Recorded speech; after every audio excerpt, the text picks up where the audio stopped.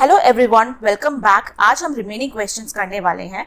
तो fifth question है, group the following animals into two groups based on any feature other than those discussed in the chapter. यानी इन जानवरों को किसी और फीचर के आधार पर दो ग्रुप्स में डिवाइड करें जो चैप्टर में डिस्कस नहीं किए गए। ये कुछ एनिमल्स का लिस्ट दे रखा है आपको। मैंने इनको दो ग्रुप्स में बांटा है। पहला फ्लाइंग एनिमल्स, उड़ने वाले जानवर, और दूसरा नॉन फ्लाइंग एनिमल्स जो नहीं उड़ पाते।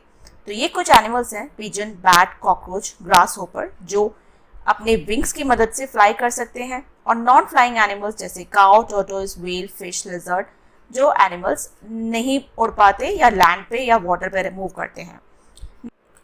नेक्स्ट क्वेश्चन है, as the population grows and people want more comfortable lives, forest are being cut down to meet various needs.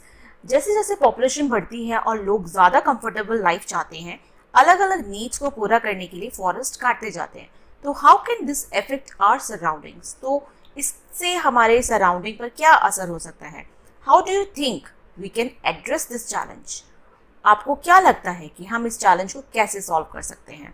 तो आइए देखते हैं इसका क्या आंसर है। Impact of deforestation. Deforestation means cutting down of trees. Loss of biodiversity. Many species lost their habitats, leading to a decreased biodiversity. बहुत सारी species अपने घर हैबिटेट खो देती है, जिससे बायोडाइवर्सिटी कम हो जाती है। बायोडाइवर्सिटी का मतलब होता है पृथ्वी पर जीवन की विविधता। इससे सभी तरह के प्लांट्स, एनिमल्स और माइक्रो ऑर्गेनिजम्स शामिल होते हैं। इसी के साथ इसको इकोसिस्टम, जो ये इकोसिस्टम बनाते हैं। अच्छा, नेक्स्ट पॉइंट है climate change. Trees absorbs carbon dioxide. Trees carbon dioxide लेते हैं, ये हमें पता ही है। Cutting them down increase the concentration of green house gases contributing to global warming. जब हम ट्रीज को काटते हैं तो जो हवा में ग्रीन हाउस गैसेस बढ़ जाती है, जिससे धरती गर्म हो जाती है। इसको हम ग्लोबल वार्मिंग कहते हैं। नेक्स्ट जो पॉइंट है वो है soil erosion. Trees helps in holding the soil together. Trees मिट्टी को पकड़ कर रखते हैं। Without them, the soil becomes loose and prone to erosion. अगर पेड़ नहीं होंगे तो मिट्टी ढीली हो जाएगी और बह जाएगी, जिससे फ्लड यानी बाढ़ भी आने के चांसेस होते हैं। Disruption of water cycles. Trees play a significant role in the water cycle. Trees पानी के चक्र यानी पानी वाटर साइकिल में बहुत मदद करता है।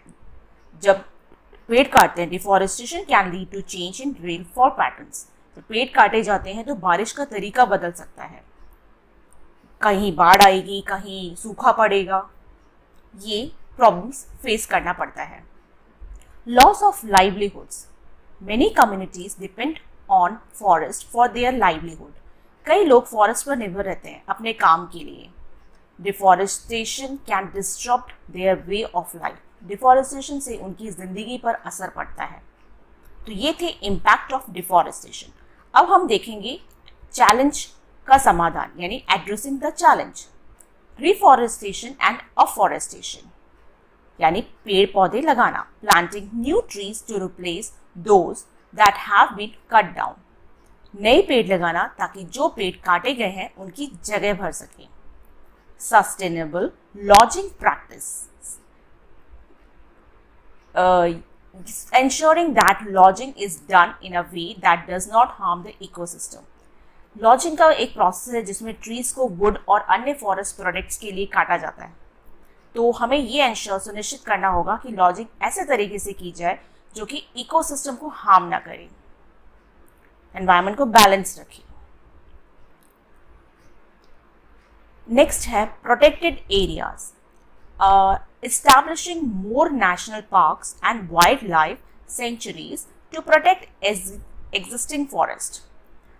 अधिक नेशनल पार्क्स और वाइल्ड लाइफ सेंचुरीज बनाना ताकि मौजूदा फॉरेस्ट की रक्षा की जा सके। नेक्स्ट है community involvement. Engaging local communities in forest conservation effort.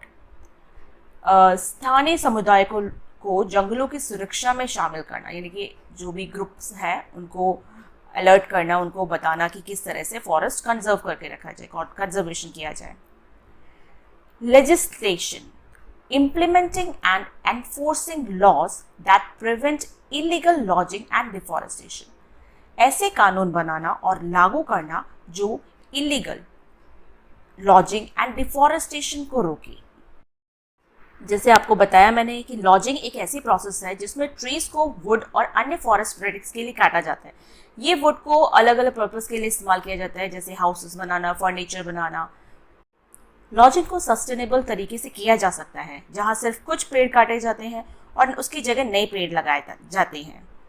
Next है education and awareness, educating people about the importance of forest and how they can help in conservation efforts.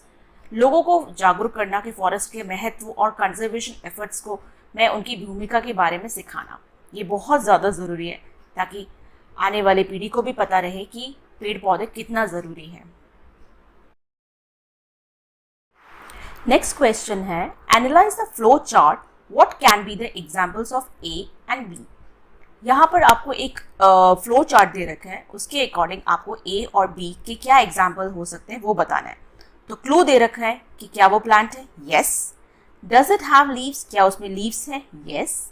Does it have reticulate venation, अगर उसका reticulate venation है तो उसकी example दीजिए, अगर नहीं है तो उनकी एग्जाम्पल दीजिए। वो ए और बी कैटेगरी में आपको डिवाइड करना है।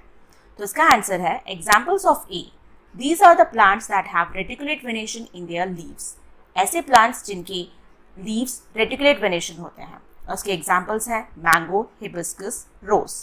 और जो दूसरा एग्जाम्पल बी के में लिखना है आपको, these are the plants that do not have reticulate venation, जिसमें रेटिकुलेट वेनेशन नहीं होती और पैरेलल वेनेशन होती है। देखिए आप पैरेलल वेनेशन कैसे होती है, पैरेलल लाइन्स होती है उनमें, और उनके एग्जाम्पल है व्हीट, मेज, ग्रास।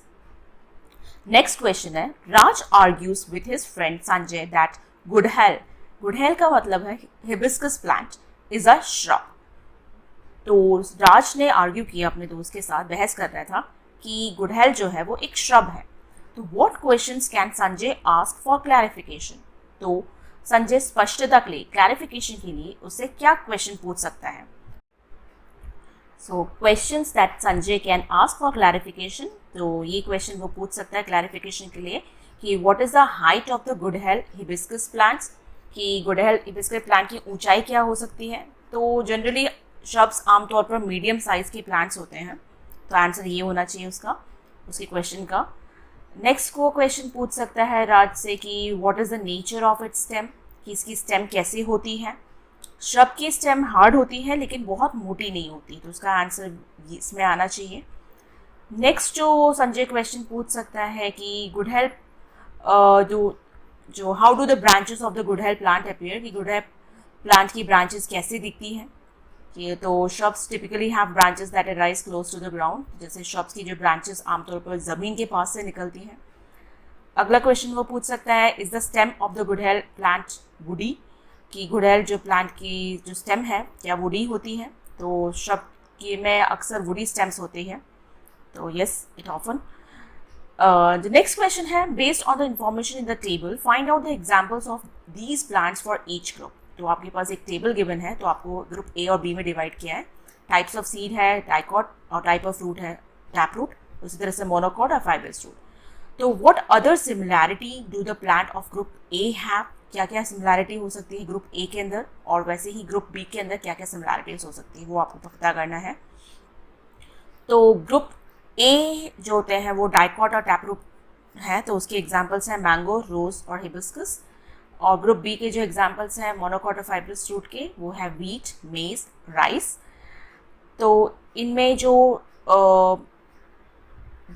समानता सिमिलैरिटीज हैं that plants in group A dicots typically have leaves with reticulate venation।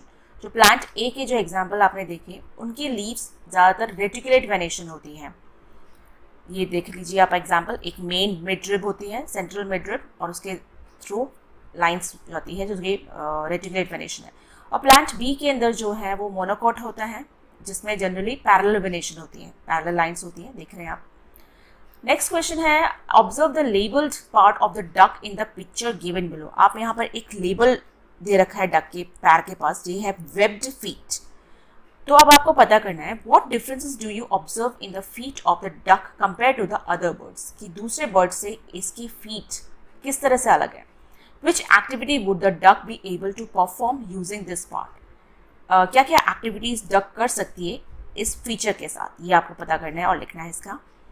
तो इसका जो आंसर है वो है duck differences in the feet. दोनों जो पिक्चर में गिवन बर्ड्स हैं, उस पहला था डक, उसकी वेब्ड फीट होती है, और पिजन जो है उसकी वेब्ड फीट नहीं होती. उनकी फीट जो होती है रेगुलर बर्ड फीट है विथ सेपरेट टोज होती है, उनकी अलग अलग टोज होती हैं, वेब्ड फीट नहीं होती.